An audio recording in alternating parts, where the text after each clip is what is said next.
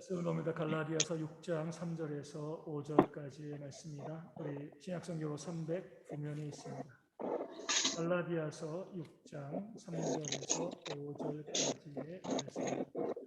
신약성경 309면에 있습니다. 제가 말씀을 읽어드리겠습니다. 만일 누가 아무것도 되지 못하고 된 줄로 생각하면 스스로 속입니다. 각각 자기의 일을 살피라. 그리하면 자랑할 것이 자기에게는 있어도 남에게는 있지 아니하리니 각각 자기의 짐을 질 것이라. 아멘. 지난주 말씀을 통해서 우리 성령 충만한 자, 그리스도의 법을 우리 성취하는 자들은 어떤 큰 일들, 큰 역사가 아니라 오직 사랑과 용서의 삶을 살아가는 것, 이것이 바로 하나님께서 원하시는 성도의 모습이다 말씀을 증거했습니다. 큰 일과 큰 역사는요, 하나님이 행하시는 거죠. 우리가 할 수 있는 것이 아닙니다. 우리가 마땅히 감당해야 될 사명, 우리의 비전은요, 사랑하고 용서하는 것. 이것을 잘 감당하면 우리가 구원받은 자이고요, 성령 충만한 삶을 살아가는 그런 사람이 되어지는 겁니다.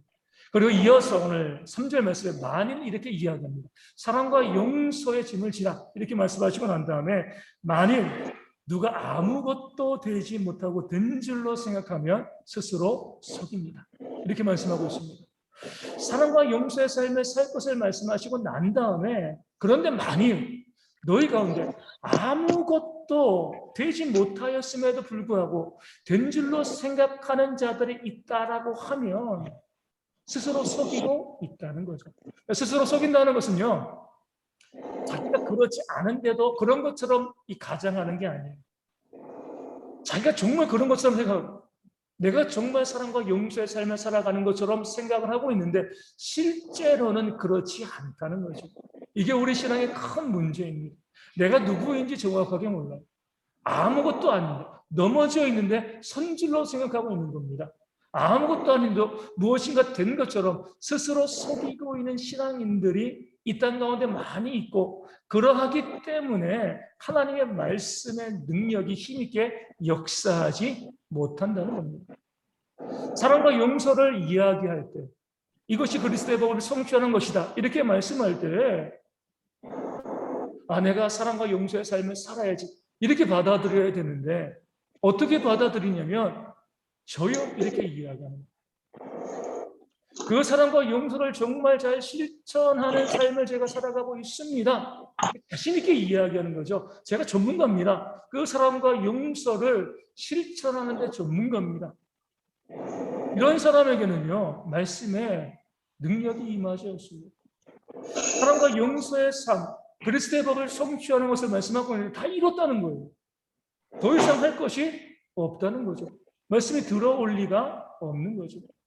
우리가 정치인들 나쁘게만 볼 건 아니지만 우리가 또 나쁘게 보는 이유 중에 하나는 뭐냐면 다 애국자잖아요. 내년에 대선이 있게 되어지고 지금 많은 후보들이 나오고 있는데 다 자기밖에 없어요. 내가 이 나라를 바르게 세워갈 수 있어. 나만이야. 오직 나야. 스스로 속이고 있습니다. 자기도 정말 그렇다고 생각을 하는 거예요. 우리가 보기에는 아닌데 자기 스스로는 내가 적임자이다. 내가 정말 애국자이다. 자기 스스로 애국자가 아닌데도 애국자처럼 생각하고 있는 그런 정치인들이 많이 있죠. 마찬가지로 교회 가운데서도 하나님의 백성으로 성령 충만한 삶으로 사랑과 용서의 삶으로 온전히 살아가지 못하고 있음에도 난 그런 삶을 살고 있습니다 라고 자신 있게 말하고 있는 그런 사람들이 있다는 거죠. 스스로 속이는 자들이 있습니다. 그런 사람의 대표적이고 전형적인 모습이 누가복음 10장에 나옵니다. 혹시 누가복음 10장에 아주 유명한 비유가 나오는데 어떤 비유가 나오는지 아시나요? 선한 사마리아인의 비유가 나옵니다. 우리가 그 비유는요, 잘 알고 있죠. 이 비유를 우리가 잘 알고 있는데 왜 주님께서 그 비유를 말씀하셨는지는 잘 몰라요. 이게 중요합니다. 왜 주님께서 선한 사마리아인의 비유를 말씀하셨는가? 한 율법학자가 예수님께 나와서 예수님을 시험하여 묻습니다. 선생님, 내가 무엇을 하여야 영생을 얻으리이까? 시험하여라는 단어가 없으면 참 좋은 질문이죠. 내가 어떻게 해야지 영생을 얻을 수 있겠습니까? 영생을 사모하는 사람이잖아요. 또 주님의 자비와 긍휼이 그에게 임할 거예요. 그런데 시험하여 물어봤습니다. 시험한다는 게 뭐예요? 학교에서 우리 선생님들이 학생들에게 시험을 보게 할 때에 학생들이 시험을 보게 하는 목적은 무엇이냐면 얼마나 많이 알고 있느냐를 평가하는 겁니다. 선생님은 답을 알고 있죠. 선생님이 답을 모르면서 시험 치지 않습니다. 그럼 어떻게 채점을 해요? 답을 알고 있으면서도 시험을 통해서 우리 학생들이 얼마나 그것을 많이 알고 있는지를 한번 평가하는 겁니다. 이 율법학자도 마찬가지예요. 예수님을 시험한다라고 했을 때 몰라서 물어보는 것이 아니라 자기 나름대로 정답을 가지고 있는 겁니다. 그리고 주님께서 이 정답에 맞게 대답하시는지 그렇지 아니하는지를 감히 시험하는 거죠. 만약에 우물쭈물하거나 오답을 이야기하면 당장에 반격할 그 마음 가지고 주님께 시험하여 물어봅니다. 내가 무엇을 해야지만 영생을 얻을 수 있습니까? 주님께서 하나님이시니까 시험하는 그 마음을 아시잖아요. 답을 주지 않고요. 이렇게 그에게 요청합니다. 율법에 무엇이라 기록되어 있으며 너는 어떻게 읽느냐? 네가 가지고 있는 답을 나에게 이야기해라. 알면서 물어보는 거 아니냐? 시험하지 말라. 이렇게 말씀하신 거예요. 그러니까 그 답을 가지고 있으니까요. 이 사람은 즉시 주님께 대답을 하죠. 하나님을 사랑하고 내 이웃을 내 자신처럼 사랑하는 것입니다. 이것이 바로 영생을 얻는 길로 알고 있습니다. 정답입니다. 이렇게 이야기했을 때 우리 주님께서는요. 정답 이렇게 외치신 거죠. 정답이에요. 그렇죠? 이 말이 맞죠. 이것을 행하여만 내가 살 것이다. 이렇게 말씀을 덧붙이십니다. 이게 중요한 거예요. 정답을 이야기했는데 맞아. 끝나지 않고요. 내가 이를 행하면 살 것이다. 영생을 얻을 것이다. 정답을 알고 있지만 말고 그것을 진짜 행해야지 내가 구원받은 자이지 않겠느냐. 이렇게 주님께서 말씀하신 거죠. 우리 많은 그리스도인들이 머리로는 다 알고 있죠. 우리 사랑해야 된다고 다 알고 있지만 사랑하시나요? 용서해야 된다고 다 알고 있습니다. 용서하시나요? 머리로 알고 있는 것으로 내가 정말 그런 사람인 것처럼 착각하는 경우들이 많이 있습니다. 그러니까 주님께서 정답을 말한 율법학자에게 일을 행하면 네가 살 거야. 머리 매움 갖고 있지 말고 그것을 행해라. 이렇게 말씀을 하십니다. 그런데 율법학자는요. 여기까지도 예상을 했던 것 같아요. 예수님께서 정답을 이야기하면 그것을 행했는지 행하지 않았는지를 점검하실 줄 알았던 겁니다. 그래서 또 주님께 물어보는 거죠. 내 이웃이 누구이오니까? 내 이웃이 누구죠? 그럼요? 이것도요. 처음에 질문과 똑같은 겁니다. 이웃이 누군지 몰라서 물어보는 게 아니에요. 다 성경에 나와 있는 대로 고아와 과부와 나그네를 대접하고 섬기는 것. 그 답을 알고서 내 이웃이 누구입니까? 라고 주님께 물어보는 거죠. 그럼 주님께서는 뭐라고 대답할 거로 기대했어요? 고아와 과부와 나그네를 대접하고 섬기는 것. 그들이 바로 너의 이웃이다. 이렇게 대답하기를 기대하고 있었습니다. 왜냐하면 누가복음 말씀을 통해서 보면은요. 내 이웃이 누구입니까? 라고 물어보기 전에 그 태도가 자기를 옳게 보이려고 이렇게 나와 있습니다.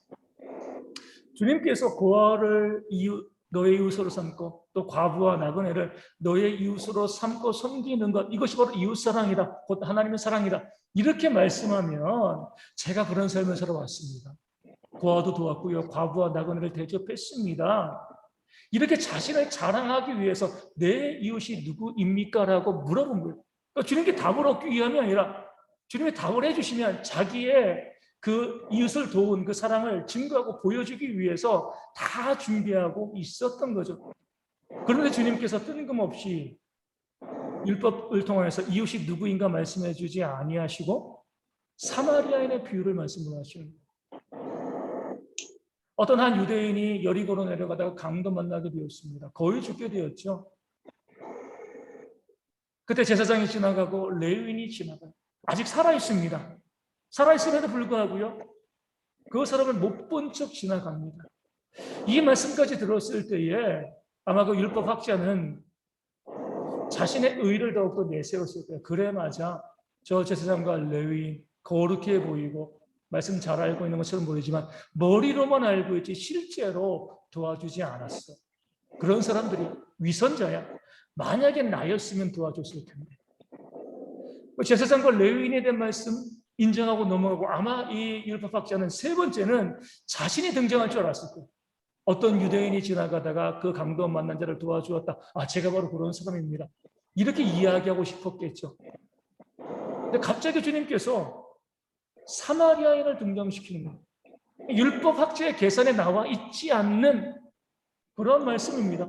유대인이 나와야 되거든요. 자기와 같은 율법을 행하고 있는, 이웃사랑을 실천하고 있는 그런 사람이 나와야 되는데 사마리아인이 나옵니다. 왜냐하면 사마리아인은 그가 사람으로 인정하지 않았던, 사람 취급하지 않았던 그런 존재들이었습니다. 왜 여기서 뜬금없이 사마리아인이 나오냐?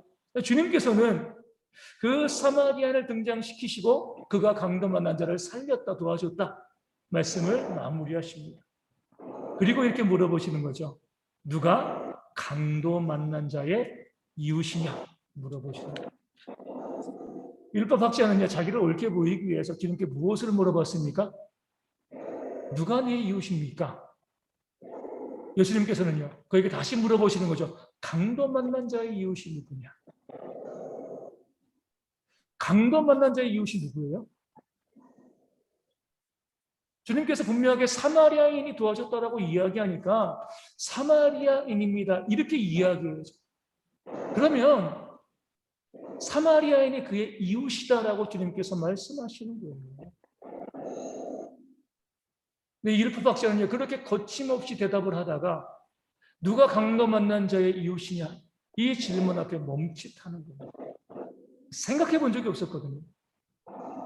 유대인 고아, 유대인 나그네, 유대인 과부, 유대인 중에 가난한 자, 구제했고요, 섬기고 사랑했습니다. 그 사랑의 증거를 그가 가지고 있었어요. 하지만 이방인과 사마리아인은요, 그에게 이웃이 아니었어요. 내 이웃을 사랑하라라고 이야기했을 때 그 이웃의 범위는요, 유대인에게 있었던 거죠. 주님께서는 물어보시는 거예요. 누가 강도 만난 자의 이웃이냐? 다 뜨면 누가 이웃이냐? 사마리아인. 사마리아인도 내 이웃이 아니야. 그를 섬기고 그를 사랑한 적이 있느냐? 그래야지만 네가 정말 구원받은 자이다. 이 말씀으로 도전하시는 거죠. 그런데 이 율법학자는요, 누가 강도 만난 자의 이웃이냐라고 물어보셨을 때에 사마리아인이라고 대답할 수가 없었습니다. 뭐라고 대답을 해요? 자비를 베푼 사람입니다. 끝까지 사마리아인은 그의 이웃이 아니었어요. 그 말씀을 듣고도 그 이웃의 범주에 사마리아인이 들어올 수가 없기 때문에 자비를 베푼 자입니다. 주님은 그 율법학자에게 가서 너도 이와 같이 하라. 다시 한번 말씀하시죠. 사마리아인도 너의 이웃이다라고 말씀하십니다.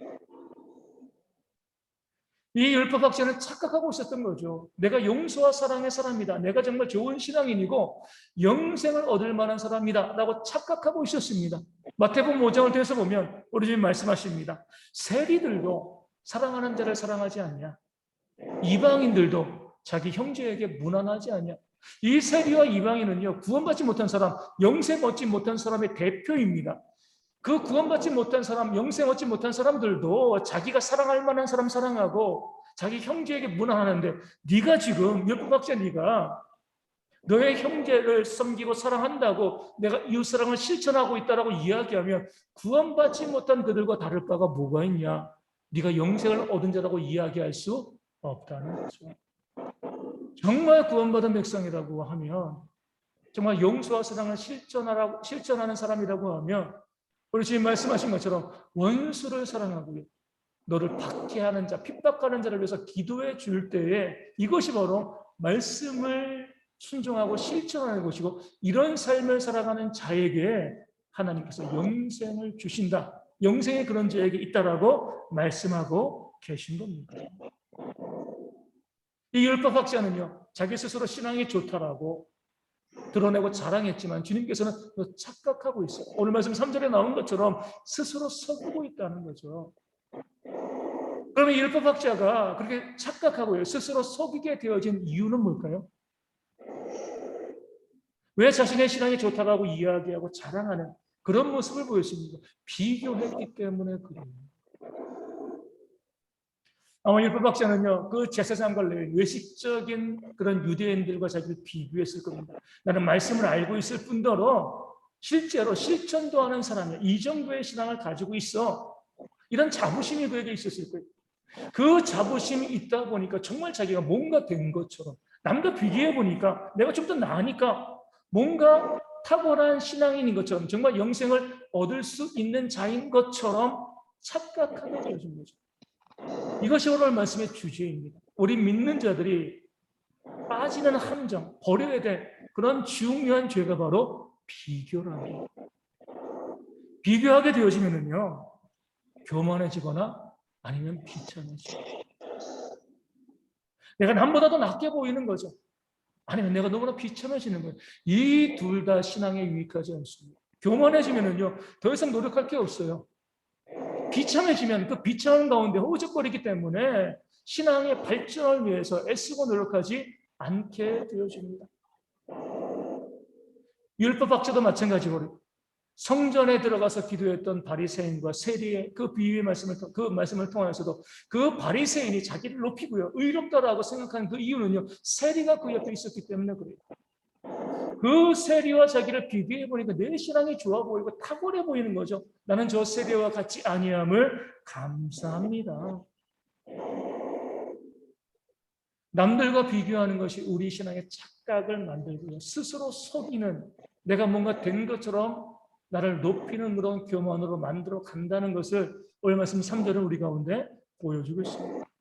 4절에 무엇이라고 이야기하죠? 그렇기 때문에 각각 자기의 일을 살펴야 한다. 우리가 믿는 자라고 하면 남과 비교해서 스스로 속이면서 우월감을 갖거나 좌절감 갖는 그런 어리석은 모습 가운데 빠지지 말고 각자 스스로 자기의 일을 살펴야 한다라고 말씀합니다. 자기의 일을 살핀다는 것은 남과 비교하지 말고요,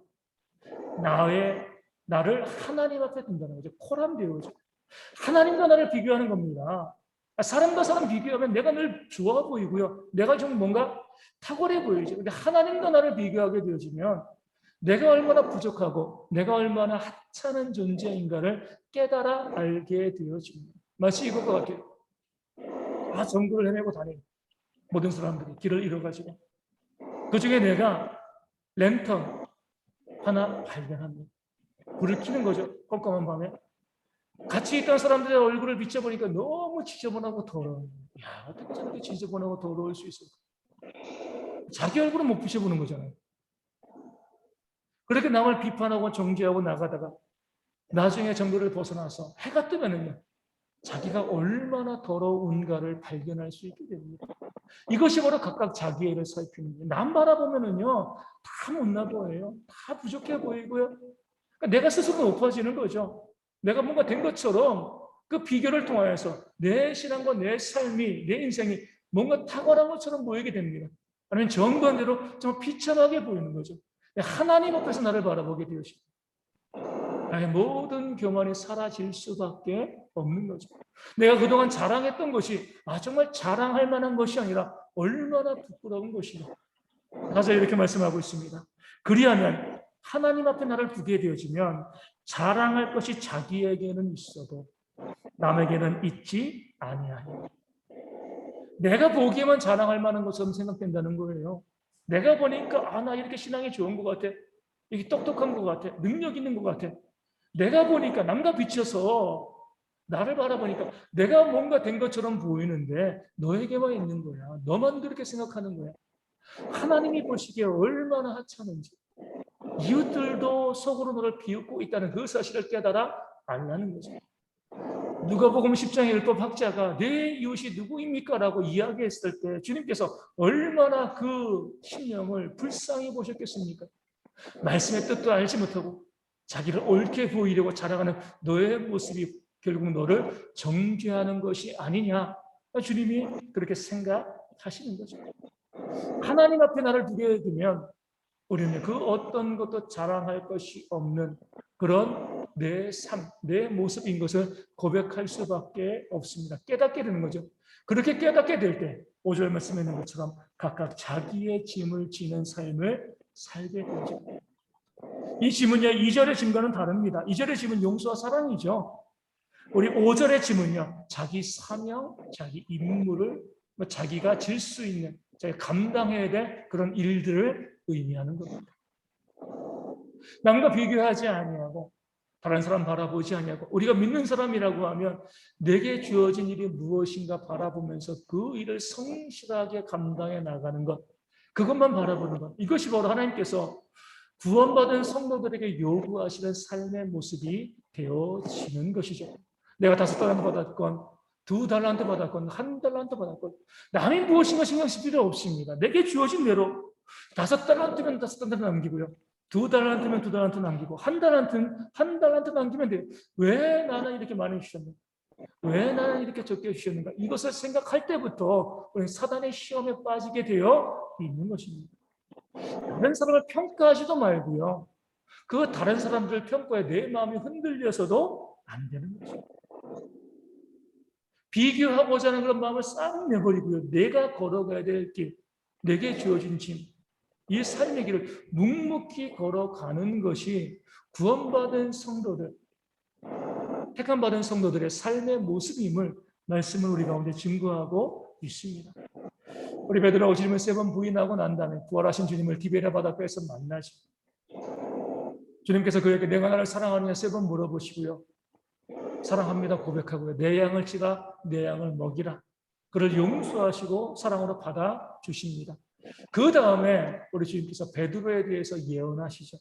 젊었을 때 네 힘들어 막 가지마, 나이 들어서 복음을 증거하다가 나중에 다른 사람 너를 끌어가서 네가 순교하게 될 거야. 그 미래에 대해서 말씀하십니다. 그러면 그 주신 사명에 감당하고 그 일을 묵묵히 걸어가면 되는데, 그 주의 사랑과 그 비전과 꿈을 받고 난 다음에 누가 보인 거예요?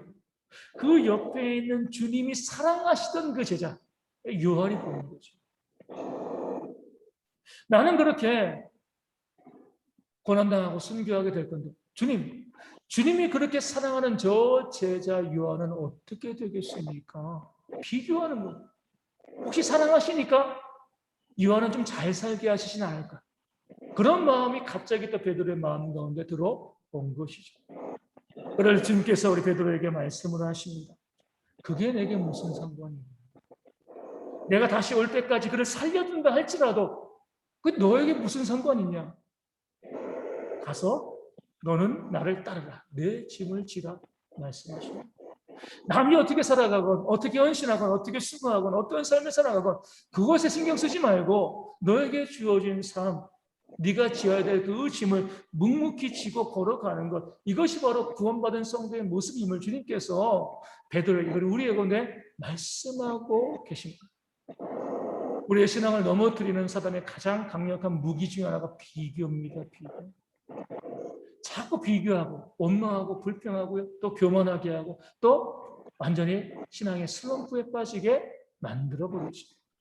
얼마 전에 우리 한국에 와서 지내던 외국인들, 그러다가 다시 자신의 고향으로 돌아가는 그런 사람들에 대한 이 설문조사가 있었습니다. 한국이 너무 좋아가지고 이 나라 와가지고 정말 좋은 거 많다 이렇게 이제 하다가 이제 안 되겠어, 내가 고향으로 돌아가겠어, 이렇게 이제 말하는 사람들이 있는 거죠. 그렇게 좋아서 왔는데 결국에 이 나라를 떠나게 되어진 그 이유 중에 가장 많이 응답한 것이 무엇이냐면 이 사회에 너무 비교가 심하다는 거예요. 남들이 어떻게 살아가는지에 대해서 왜 그렇게 관심이 많고 왜 그렇게 많이 평가하고 왜 그렇게 많이 이야기하냐고. 내가 어떤 차를 타건 어떤 집에 살건 무엇을 먹고 무엇을 마시건 내가 만족하고 내가 기뻐하고 내가 어떤 직업을 갖고 있건 그 길대로 걸어가면 되는데, 야, 너 직업이 뭐야? 네 남편 직업이 뭐야? 아내 직업이 뭐야? 네 자녀들 학교에서 몇 등해? 뭐해? 부모님의 직업이 뭐야? 계속 주변 사람들과 비교하는 거죠. 우리 엄마들도 그 전에 나와서 키우면서 계속 비교했어요. 오죽했으면 엄친아란 말이 예전에 만들어졌어. 엄마 친구 아들은 이랬어. 엄마 친구 딸은 이랬어. 자꾸 자녀에게 비교하는 거예요. 내 자녀와 딸은, 내 친구의 자녀는 어떠한 거예요? 자녀들은 어때요? 내 친구 엄마는, 내 친구 아빠는 이런데. 자녀도 없고 부모를 비교하는 거죠. 어떤 동네에 사느냐, 무엇을 가지고 있느냐, 끊임없이 비교하는 이런 문제 가운데 있다 보니까 못 견디겠다는 거예요. 내가 어떤 삶을 살아가건 그 삶 그 자체로 인정해주고 존중해줘야 되는데 어느 정도 자신의 기준에 미치지 않으면 무시하고 멸시하고요. 또 자신의 기준보다 높이 있으면 시기하고 질투하는 이런 모습들이 너무 많으니까 이런 환경 가운데 살 수가 없다. 다시 내 구역으로 돌아가자. 돌아가는 외국인들이 있다는 거죠. 물론 그 나라도 그런 것이 있겠죠. 하지만 우리 가운데 참 그런 모습이 심해서 교회 안에도 비교하는 모습들이 너무나 많이 있습니다. 교회를 보면서도 교회가 얼마나 크냐,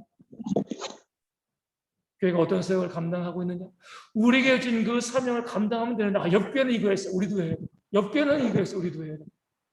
계속 비교해 나가면서 무엇인가 하려는 그런 모습들이 우리의 신앙을 아주 좀먹고 우리를 무너지게 만든다. 이것이 바로 오늘 주님께서 우리 가운데 말씀해 주고 있는 겁니다. 각각 자기의 짐을 지면 되는 거예요. 이 짐은요, 의무만을 의미하는 게 아니에요. 내가 질 수 있는 짐, 내가 감당할 수 있는 그 짐을 내가 지고 내 인생과 내 삶, 신앙의 길을 걸어가는 것. 이것이 바로 하나님께서 우리 가운데 원하시는 모습이 되어지는 겁니다. 자꾸 남과 비교하다 보니까요, 헌신하면서도 원망과 불평이 생기죠. 마르다가 그랬습니다. 예수님이 그 집에 왔을 때 자신의 동생 마리아는 뭐하고 있었어요? 예수님 앞에서 그 말씀을 들었죠. 근데 마르다는 주방에서 열심히 음식을 준비하고 있었습니다. 기쁨으로 시작했을 거예요. 나는 열심히 수고하고 있는데 동생은 도와주지 않고 예수님의 말씀을 듣고 있으니까 기쁨으로 시작했다가 원망과 불평이 생깁니다. 나는 이렇게 수고하고 했었는데 내 동생은 동생인데도 나를 도와주시지 않고 결국 예수님께 가서 항의하잖아요. 내 동생을 보내서 나를 돕게 하라. 주님께서 뭐라고 말씀하십니까? 각자 자기의 일을 하면 된다는 거예요. 자기의 주어진 그 사명을 감당을 하는 거죠. 왜 남과 비교하면서 나는 이렇게 수고하고 나는 이렇게 애쓰고 있는데 왜 저 사람은 수고하지 않지? 왜 저 사람은 애쓰지 아니하지? 교회 가운데 이 문제 때문에 다투고 싸우는 일들이 얼마나 많이 있어. 그래서 나온 게 뭐예요? 평등하게 나눠주세요. 똑같이 나눠주세요. 하지만 그것은 각각 자기의 짐을 지는 것이 아니죠. 가장 간단하고 가장 쉬운 방법이 평등하게 나눠주는 것이지만 하나님께서 우리 가운데 원하시는 것은요, 각각 자기의 짐을 지는 거죠. 내가 할 수 있는 한 수고하고 헌신하되 나는 하는데 남은 하지 않는 걸 생각하지 않고요, 오직 내게 주어진 그 일만을 온전히 감당해 나갈 때 이것이 바로 우리가 걸어가야 될 신앙의 길에 신앙의 모습이 되어지는 줄로 믿습니다. 교회 가운데 밥할 때, 설거지할 때, 청소할 때, 뭐 할 때 항상 우리는요, 다른 사람 신경 쓰는 거죠. 누구는 했어, 누구는 안 했어. 누구는 수고해서 누구는 수고하지 않았어. 이런 생각을 가지고 있는 것 자체가 우리의 신앙에 큰 걸림돌이 되어 진다는 거죠. 내가 감당해야 될 짐을 지고 내가 걸어가야 될 그 길을 걸어가기만 하면 되는 겁니다. 내가 수고할 수 있으면 수고하면 되는 거고 하지 못하면 어쩔 수 없는 부분인데 그 부분에 대해서 자꾸 남과 비교하고 얼마나 수고하고 얼마나 헌신했는가 어떤 모습인가 비교할 때 지옥문이 열리는 거예요. 우리 신앙, 우리의 삶이 비참해지는 거죠. 우리의 인생이요, 우리 여기 있는 어르신들 또 아시겠지만 너무 짧잖아요. 금방 지나가요. 다른 사람과 나를 비교해서 그것 때문에 내가 비참해지고 또 교만해지고 그러면서 인생을 좀먹는 일들이 얼마나 많이 있습니까? 오늘 말씀 가운데 나와 있는 것처럼 우리가 구원받은 백성이라고 하면 하나님의 자녀라고 하면 우리가 감당해야 될 모습은 묵묵히 내게 주어진 삶, 그 비교를 중단하고 더 이상 비교하지 않냐고 내가 할 수 있는 그 짐을 지면서 내 길을 걸어가는 그 신앙의 삶을 살아갈 때 바로 그때부터 뭐예요? 우리 신앙에 천국의 문이 열리는 겁니다. 똑같이 교회 생활하고요. 똑같이 헌신하고 똑같이 수고해도 비교를 중단하면 천국의 문이 열리고요. 비교하기 시작하면 지옥의 문이 열리게 되어지는 겁니다. 오늘 말씀 가운데 나와 있는 것처럼 그 어떤 비교도 우리가 다 버리시고 각각 자기를 살피면서 자기의 짐을 지면서 묵묵히 우리의 삶을 하나님이 원하시는 가치 있고 행복한 삶으로 만들어가는 그런 지혜가 우리 모두 가운데 있기를 우리 찬송과 함께 기도하도록 하겠습니다. 찬송가 449장 함께 찬송하도록 하겠습니다. 449장입니다.